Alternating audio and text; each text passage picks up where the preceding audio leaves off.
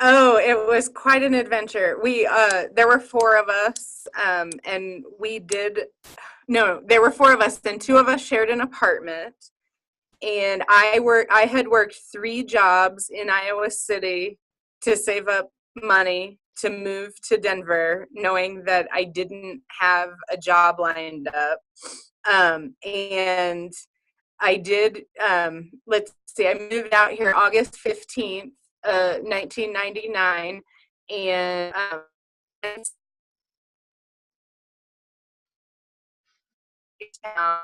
um, and I remember it so vividly because it was my first job. I was a sports director for a nonprofit called Girls Incorporated, and I had done in my college and high school days. I had done child care at daycare centers, including one that's affiliated with the university. So I had a lot of experience. I was the sports director, and it's an organization that's a lot like the Boys and Girls Club, but just focused on kind of underserved youth. And so I did that for about a year or so. And then I got my first office job. But the market for employment was really, really tough that I came out. The dot-com bubble was just bursting, and there was just it went from a really prime time for college graduates to find work to a really, really challenging time. So I was interested in focusing on trying to get that first kind of 9 to 5 job with benefits. And if that's your thing, that's great, and that is what I do now. But there is so much more flexibility and opportunity, especially with your strong writing skills, to kind of freelance for a while. And there's opportunities, if you're just resourceful, to get out there and starting now to get your work published, and not like academic journal published, but start a blog, if you don't already have one, or contribute to a blog on a topic that is of interest to you. And one of the things that I've been really interested in, and you guys may know more about this than me, but a couple of the young people that I know that are interested in writing right now contribute to this college written publication called Odyssey. Is this something you're familiar with? I see heads nodding. Okay. Kind of new to me, but I've really, I mean, having an outlet like that, well, almost all of you said you're interested in writing and editing, and I probably glossed over, how much of my job is, I do more editing now than I do writing, but I came into the workforce with my English degree with a really solid grasp on writing, and that was kind of my foundational skill. And I will say that it's really encouraging to me to hear that so many of you have an interest in writing and editing, because there is no shortage of a need out there for those skills. And I heard somebody specifically say that they came from a farming background and they like animals. And specifically, I'm new to this agricultural communications scene. And for all of you who mentioned writing, editing, marketing, digital,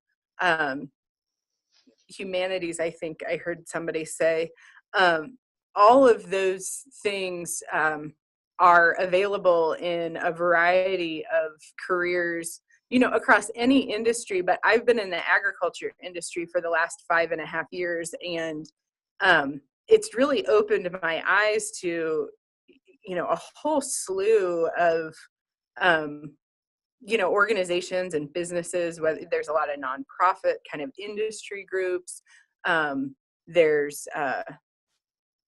corporations, there's cooperatives. Farm Credit is a cooperative. There's farm credit organizations in every state across the country, and we employ marketing and communications professionals. So I will say that we employ a lot more people on the lending side, but every Farm Credit organization has at least one marketing person. And in some cases, the Farm Credit organization that serves Nebraska and Iowa is based in Omaha.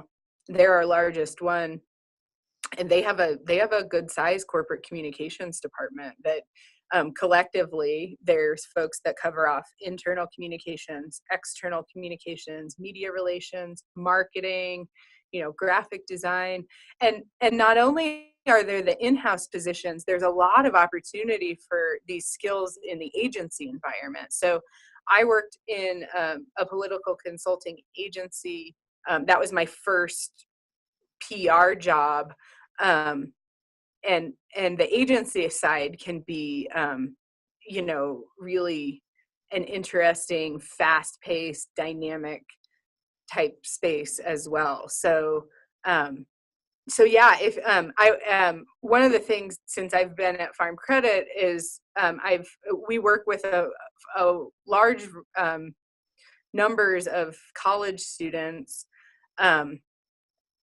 In a variety of ways, but most of the ag schools are the land grant universities that have an ag school. So I'm always connecting with these folks from Iowa State, wondering where are all my University of Iowa graduates in the ag industry. We are few and far between, but the affiliation with the state of Iowa and the importance of farming and agriculture in the state of Iowa, as well as the strength of the University of Iowa's English department, those are some really solid skills that can help you network your way into a conversation, solid connections rather, that can help you network your way into a conversation with some of these hiring managers.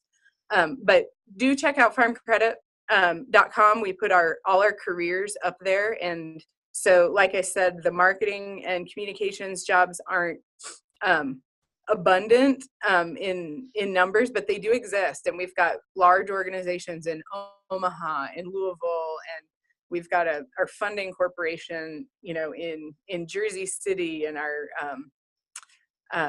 lobbying group based out of DC. So there's a really decentralized network of organizations who all have communications needs and have needs for strong writers.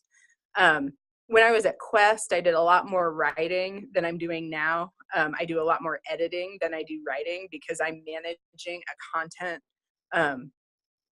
a content program that includes about a dozen content channels that we're producing content for and publishing on a regular basis. So I'm doing a lot more reviewing and editing, and farm out the writing piece to largely a freelance writer, and I have a couple people on staff that do writing for me. So there is tons of opportunity to get out there and hone those skills. And I would encourage you to consider, if you're not already contributing to an online publication like the Odyssey.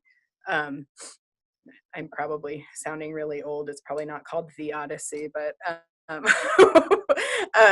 the newspaper or something like that. I would encourage you to do that while you still are in school, and then you will leave with kind of this digital footprint of that you can pull into a portfolio to share with folks. And you want to make it as easy as possible for those folks to consume that information. So anything you have published on a public website is a really great asset, provided it's well done and mistake free.